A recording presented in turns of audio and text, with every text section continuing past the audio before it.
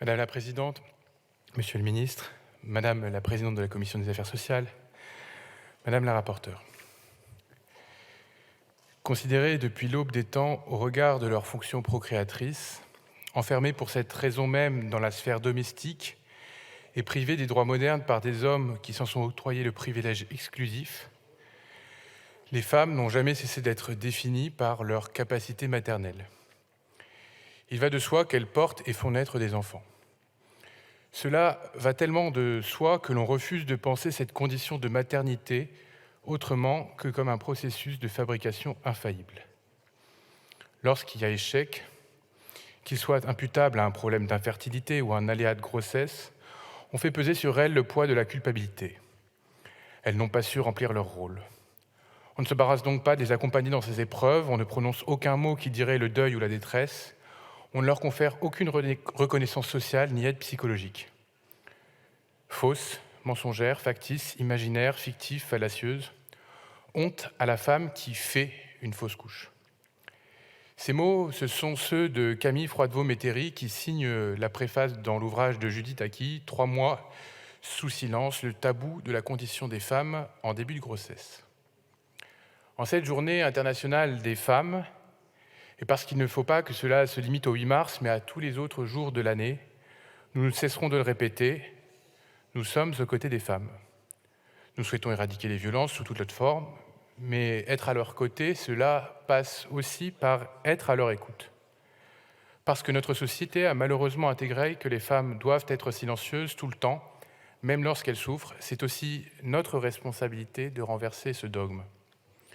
C'est le poids du silence des 3 premiers mois qui a été imposé par une société voulant étouffer la douleur des femmes, un poids que je ne connaîtrai jamais. Un silence pourtant inculqué depuis tout jeune aux petits garçons, aux petites filles. Ne pas se poser de questions avant les 3 mois, ne pas commenter, se taire. Faire évoluer le droit en renforcement de l'accompagnement psychologique des femmes victimes de fausses couches est donc une première pierre vers un changement plus large des mentalités que nous défendons. Ce combat, il n'est pas neutre politiquement. C'est un enjeu de progrès social, d'atteindre l'égalité entre les femmes et les hommes. C'est un prérequis désormais de toutes nos politiques publiques. C'est un enjeu profondément humaniste, rattaché évidemment aux idéaux de la gauche, aux idéaux socialistes, féministes, faut-il le préciser, au regard de certains propos qui ont pu être tenus, et je l'entends à l'instant sur les bancs de l'extrême droite, de manière éhontée par certains responsables politiques qui ont décidément la mémoire courte. Le texte que nous examinons aujourd'hui prévoit donc un accompagnement psychologique et encadré des femmes victimes d'interruptions spontanées de grossesse. Je dis encadré car, soyons clairs, chers collègues, le dispositif adopté en commission est perfectible, toujours perfectible, et nous y reviendrons. Il y a aussi aujourd'hui pour nous un devoir de transparence qui est de relayer les inquiétudes de certains professionnels. La démultiplication des dispositifs d'accompagnement complexifie ou peut complexifier la prise en charge.